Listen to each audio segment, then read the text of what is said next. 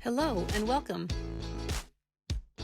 Today we're going to learn how to make cinnamon oat goat milk soap. This cinnamon oat goat milk soap has a bubbly lather and a warm cinnamon scent, as well as the soft exfoliating feel of ground oats. The cinnamon layer on top of this soap is optional, but it adds a distinctive look to the soap and is usually gone after 2 uses. To help your soap last longer, let your soap dry between uses. The ingredients are goat milk, olive oil, coconut oil, lye, ground oats, cinnamon bark essential oils, and cinnamon. The cinnamon is optional. Measure 32 ounces in weight of frozen goat milk. You'll want your goat milk to be frozen to prevent scalding the milk when adding the lye. Measure 60 ounces of olive oil. Saponified olive oil is a gentle cleanser and a great addition to this soap. It is also great on sensitive skin. Measure 30 ounces of coconut oil. Saponified coconut oil is a strong soap and a bubbly soap, but you never want it to be more than 30% of the makeup of your soap. I warm my coconut oil in a hot water bath to make it easier to measure. Pour the liquid coconut oil into the olive oil and mix well. If your coconut oil is still solid, heat it over the stove in a pot until it is melted. Measure half a cup of oats. I use gluten-free oats for those who have celiac disease. Blend the oats into almost a powder. Lye is a caustic material that can do damage to the skin and the eyes. You'll want to keep your lye away from your children and pets. From here on out, remember to wear gloves, long sleeves, and protective eyewear. Measure 12.8 ounces of lye.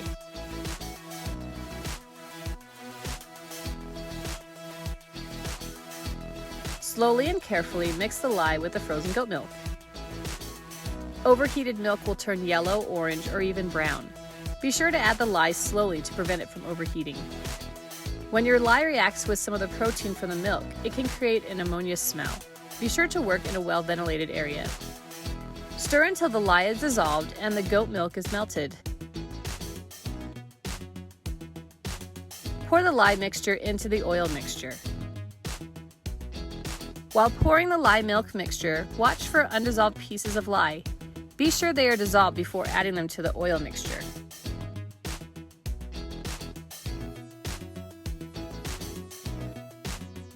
Using an immersion blender, mix the oil and the lye milk mixture together.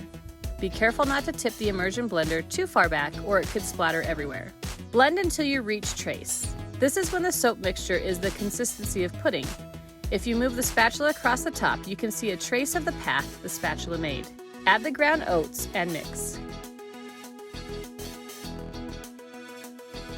Then add 60 to 70 drops of cinnamon bark essential oils. I use Young Family Living essential oils. I love how the color of the oil changes the longer it's on the soap mixture. And now, the entire room smells like cinnamon candy. Time to pour the soap into the molds. Work slowly and carefully to not create bubbles in the molds when pouring. Each of these molds holds about 1/2 cup of soap batter. My kids bought me a new mold for Mother's Day. There's nothing like having a watermelon and pineapple shaped soap that has the smell of cinnamon. These circle bars hold slightly less than 1/2 cup, while the square bars hold slightly more. Once the soap is poured into the molds, it's time to add the ground cinnamon. Again, this step is optional, but I do it to help myself recognize these cinnamon bars of soap when they are packaged.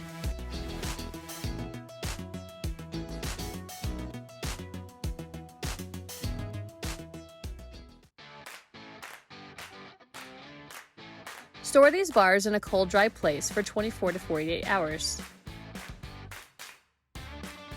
It has been 24 hours and these bars are ready to be removed from the molds.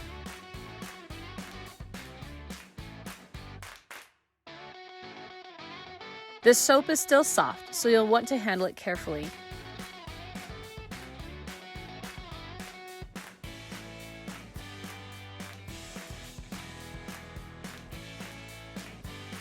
Place on a drying rack and store in a cold, dry place for 4 weeks until they are cured. Make sure the bars don't touch each other to ensure even drying.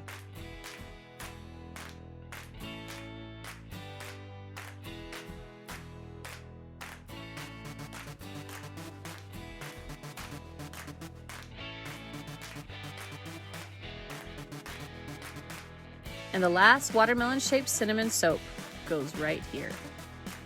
Thanks for watching.